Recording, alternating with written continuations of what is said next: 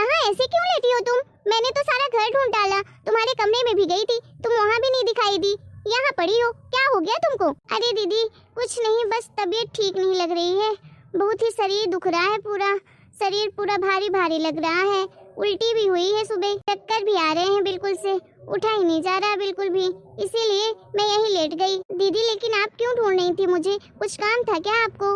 अगर कुछ काम हो तो बोल दीजिए, मैं कर दूंगी। बहुत दर्द हो रहा है, पूरा शरीर टूट रहा है। नहीं नहीं मधु, तुम लेटी रहो, मैंने तुम्हें उठने के लिए नहीं कहा है, चलो मैं काम कर लूंगी। मैं तो वैसे ही तुमको ढूंढ रही थी कि तुम कहीं दिखाई नहीं दी सुबह से, इसलिए मैं छत में भी ढूंढने गई तो वहाँ भी तुम नहीं थी, इसलिए आकर देखी तो यहाँ लेटी हो तुम। मधु तुम परेशान मत हो, मैं काम कर लूंगी सारा। तुम्हें कुछ चाहिए क्या? दवाइयाँ चाहिए तो मैं अभी ला कर देती हूँ तुम्हें, तुम लेट जाओ, चलो मैं तुम्हारे कमरे तक ले जाती हूँ, वहाँ लेट जाना अच्छे से। नहीं नहीं दीदी, अभी रूम में नहीं जाना है, जा नहीं पाऊंगी, और हाँ मैंने दवाइयाँ खा ली है, आराम हो जाएगा कुछ देर में, देखती हूँ। ठीक है मधु, जैसा तुमको ठीक लगे, और तुम्हें किचन में आने की जरूरत नहीं है, मैं जाकर सारा खाना बना लूंगी, सारा काम भी कर लूंगी, ठीक है तुम आराम करो। पर दीदी आप इतना सारा काम अकेले कैसे करोगी? चलो मैं करवा लेती हूँ साथ में। अरे मधु मैंने बोला ना तुम आराम करो, मैं कर लूंगी ना, तबीयत खराब है ना, आराम करो चुपचाप से तुम। वैसे भी पहले भी तुम्हें सारा घर का काम अकेले ही करती थी, अब तुम आ गई हो तो क्या दिक्कत है, एक लोगों का खाना और एक्स्ट्रा बन जाएगा, अब इसमें क्या दिक्कत है, मैं बना लूंगी, तुम परेशान मत हो। वैसे भी तुम तो मेरी छोटी बहन जैसी हो, मैं तो तुम्हें बहुत प्यार करती हूँ। दीदी इतना सारा काम आप अकेले करोगी, अच्छा नहीं लगता है, आप ना एक काम करो, ननद रानी को बुला लो, वो कर लेंगे आपके साथ काम। अरे मधु उनको नहीं बुलाना, वो तो काम धाम कुछ नहीं करेंगी ननद रानी। तो दीदी वो अपने ससुराल में तो करती होंगी ना काम, तो काम धाम तो उनको आता ही होगा, क्यों नहीं बुला रही हो आप? अरे ससुराल में पता नहीं करती होंगी कि नहीं करती होंगी, लेकिन कलेश जरूर करती हैं, यहाँ तो हमेशा कलेश ही करती हैं, इससे अच्छा है भगवान बचाए उनसे, मैं खुद ही कर लूंगी अकेले। लेकिन दीदी एक बात समझ में नहीं आती, ननद रानी जब देखो महीने में तो 15 दिन वो मायके में ही रहती हैं, वो अपने ससुराल में क्यों नहीं रहती हैं? ससुराल में उनके काम धाम नहीं रहता है क्या? अरे वो ससुराल में कोई काम धाम नहीं करती हैं, तो उनकी किसी से पटती नहीं है।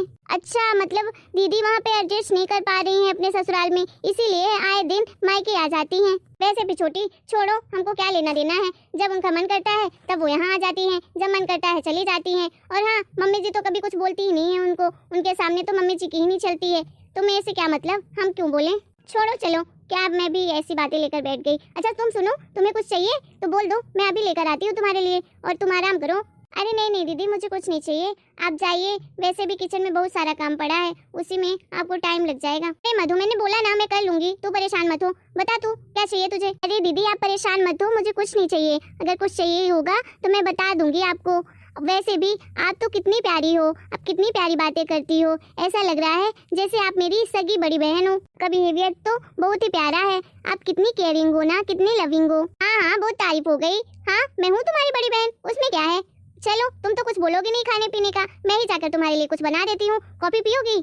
नहीं तुम कॉफी मत पियो, तुम्हारे लिए मैं एक अच्छी सी चाय बना देती हूँ, अदरक तुलसी वाली, तो काढ़ा जैसे, तो जल्दी से ठीक हो जाएगा तुम्हारा सर भी, और शरीर का दर्द भी चला जाएगा। और काम का क्या है, बस एक ही रट लगाए रहती हो किचन में, काम में काम में। अरे काम तो हमेशा ही रहता है किचन में, लेकिन तुम्हारी हेल्थ ज्यादा जरूरी है ना, मैं तुम्हारे लिए कुछ बना देती हूँ। चलो अब मैं जाती हूँ, लाती हूँ तुम्हारे लिए स्पेशल चाय। अरे भाभी क्या कर रही हो तुम? ननद रानी मैं डांस कर रही थी, भरतनाट्यम, आप भी करोगी? कर लो थोड़ा सा। अरे आप मुझे उल्टा जवाब देती हो, आपकी इतनी हिम्मत हो गई है? और मैं नाचती नहीं हूँ, मैं नचाती हूँ अपने इशारों पे सबको, मैं अपने ससुराल में तो सबको नचाती हूँ अपने इशारों से।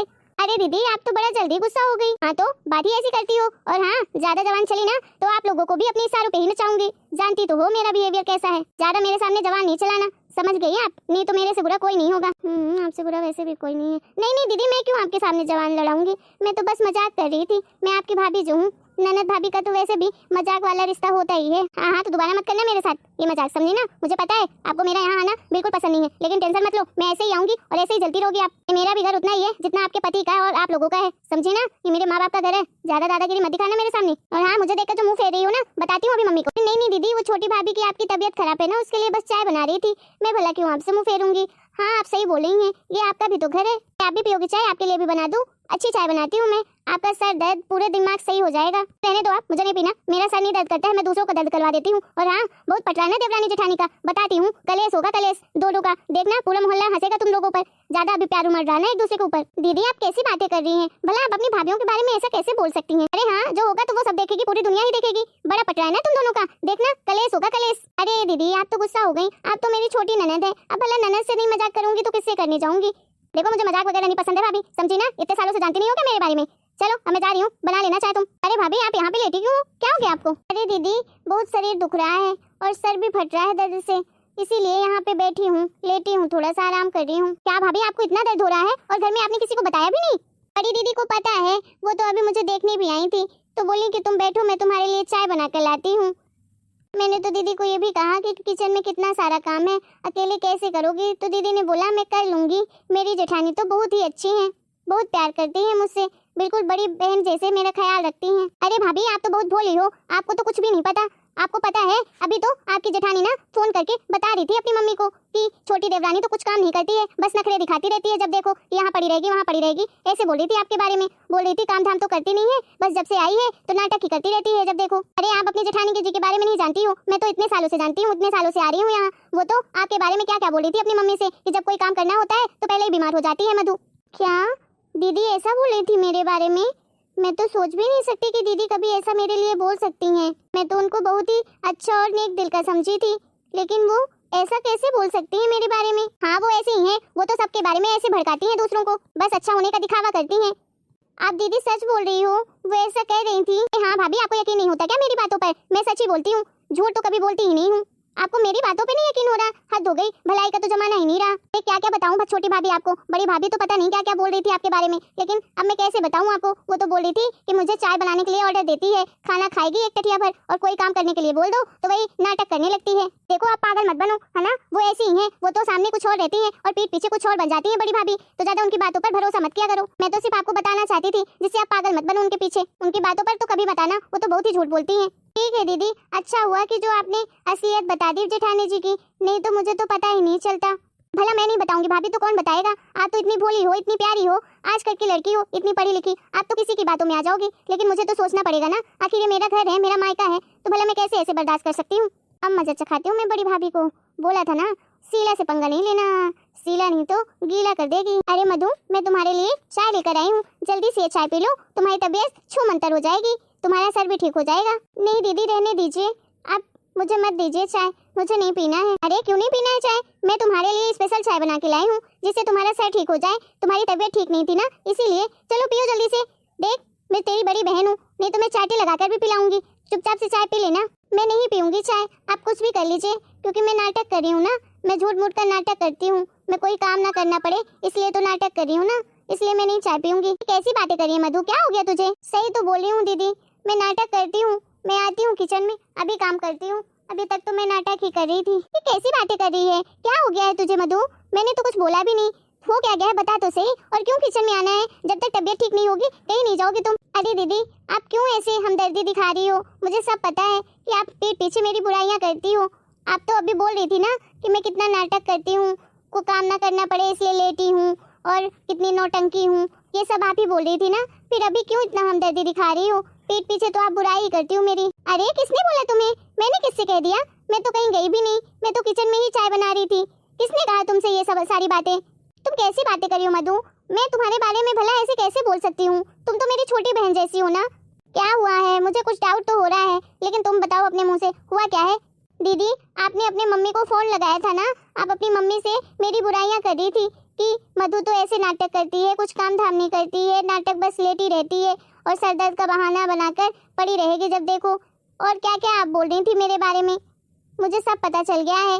और किसने बताया तुम्हें? ये सब पता कैसे चला? तुमने सुना क्या अपने कानों से? नहीं दीदी मैंने तो नहीं सुना, लेकिन अभी ननद जी आई थी, वही मेरे को बता रही थी कि आप ऐसे बात कर रही थी और उन्हें आपको पीछे से सुन लिया। ओ तो ये बात है, ये ननद जी की याद लगाई हुई है। अरे छोटी तुम कितनी भोली हो, तुमको मैंने बोला था ना कि उनकी आदत कैसी है। अभी वो किचन में गई थी तो मुझसे बहस कर रही थी फालतू का, तो मैंने भी सुनाया तो मुझसे चिढ़ गई और बोली कि चलो बहुत प्यार उमड़ रहा है ना तुम दोनों जेठानी देवरानी में, अभी मैं कलेश करवाती हूँ, आग लगा दूंगी तुम दोनों के बीच में, तो इसीलिए वो ये सब कार्यक्रम करके गई हैं। लेकिन छोटी तुझे लगता है, तू अपने दिल से पूछ, मैं तेरे बारे में ऐसा कभी बोल सकती हूँ क्या किसी से? बता जरा, अगर मुझे कहना होता तो मैं सामने कह देती, इतना तो मैं नहीं डरती हूँ। देख छोटी मेरी बातों का यकीन कर, मैंने ऐसा कुछ नहीं किया, वो सिर्फ हम दोनों को बीच में लड़ाई करवाना चाहती हैं, इसलिए ये सब करके गई हैं। लेकिन दीदी मैं कैसे विश्वास कर लूँ आपके ऊपर? वो भी तो ऐसा बोल रही थी, मैं कैसे बिलीव करूँ कि वो ऐसा करेंगी? आखिर मैंने उनका तो कुछ बिगाड़ा ही नहीं है। भला अपने मायके में कौन लड़वाना चाहेगा? सब चाहते हैं कि अब हमारे मायके वाले खुश रहें, वो भी यही चाहती होंगी। भला कोई बहन कोई ननद ऐसे नहीं कर सकती है, मैं भरोसा नहीं कर सकती। अच्छा मधु, तुझे मेरी बात पर भरोसा नहीं है तो चल तेरे सामने अभी मैं अपनी मम्मी को फोन लगाती हूँ। अगर ऐसा मैंने कुछ बोला होगा ना तो वैसे भी पता चल जाएगा। देख लेना, मैं स्पीकर ऑन करके बात करती हूँ। अभी मैंने तो हफ्ते भर से अभी घर में कॉल भी नहीं किया है, तो भला मैं कैसे बता सकती हूँ उनको। Hello mummy. हाँ बेटा बोलो, तुम तो फोन ही नहीं लगाती हो, हफ्ते भर हो जाते हैं, कभी फोन नहीं लगाती है कि हालचाल पूछ लो। क्या कर रही है बेटा, कैसी है? कुछ नहीं मम्मी, बस बढ़िया हूँ, आप बताओ कैसी हो? मैं भी बढ़िया हूँ बेटा, तू बता तू कैसी है और घर में सब कैसे हैं? और बता तेरी छोटी देवरानी कैसी है? तू तो बोल रही थी बड़ी प्यारी है, तुझे बिल्कुल अपनी बड़ी बहन जैसे मानती है, तो अच्छी है ना वो? हाँ मम्मी सब बढ़िया ही है, और वो भी अच्छी है। थोड़ा सा उसके सर में दर्द हो रहा था तो लेटी थी। चलो ठीक है मम्मी, रखती हूँ। चल अब बता मधु, तुझे हुआ मेरी बात पर भरोसा कि नहीं हुआ अभी? नहीं दीदी, हो गया मुझे आपकी बात पर भरोसा, माफ कर दीजिए मुझे। आप तो मेरी बड़ी बहन जैसी ख्याल रख रही थी मेरा, लेकिन मैं आप पर डाउट करने लगी। मैं ही नहीं समझ पाई कि कौन झूठ बोल रहा है कौन सही बोल रहा है। दीदी प्लीज आप मुझे अपनी छोटी बहन समझकर एक बार माफ कर दीजिए। आज के बाद तो मैं किसी की बातों पर नहीं आऊंगी। मुझे पता चल गया है कि आप सचमुच मुझे बहुत प्यार करती हो और अपनी सचमुच की बहन मानती हो। दीदी भला मैं ऐसे कैसे कर सकती हूँ, मैं आपके प्यार को समझ ही नहीं पाई और मैं ननद जी की बातों पर आ गई। माफ कर दीजिए दीदी। रोना बंद कर पहले मधु, मैं तो तेरी बड़ी बहन जैसी हूँ ना, तू पहले स्माइल कर। और देख मैं तुझसे तो गुस्सा भी नहीं हूँ, तो माफ करने का तो सवाल ही नहीं पैदा होता है। चलो देर से ही सही समझ तो आया ना तुझे। और हाँ, दोबारा से ननद जी की बातों को इतना सीरियस मत लेना, वो तो ऐसे ही हैं, वो अपने ससुराल में भी ऐसी हैं और यहाँ भी ऐसी हैं, वैसे ही आग लगाती रहती हैं। इसीलिए तो उनका ससुराल में किसी से नहीं पड़ता है, इसीलिए वो हमेशा अपने मायके में ही पड़ी रहती हैं। लेकिन हाँ, हम दोनों के बीच में दूरियां नहीं पैदा कर सकती हैं, ठीक है? तो मेरी बातों पर हमेशा ध्यान रखना। हाँ दीदी, हम कभी उनके चंगुल में नहीं फंसेंगे। तो आप लोगों को जेठानी देवरानी की जोड़ी कैसी लगी? मैं आशा करती हूँ अच्छी लगी होगी। और हाँ, अगर वीडियो पसंद आया हो तो वीडियो को लाइक करना ना भूलें, और हाँ ढेर सारे कमेंट करें और वीडियो को शेयर भी करें और हमारे चैनल को सब्सक्राइब करें।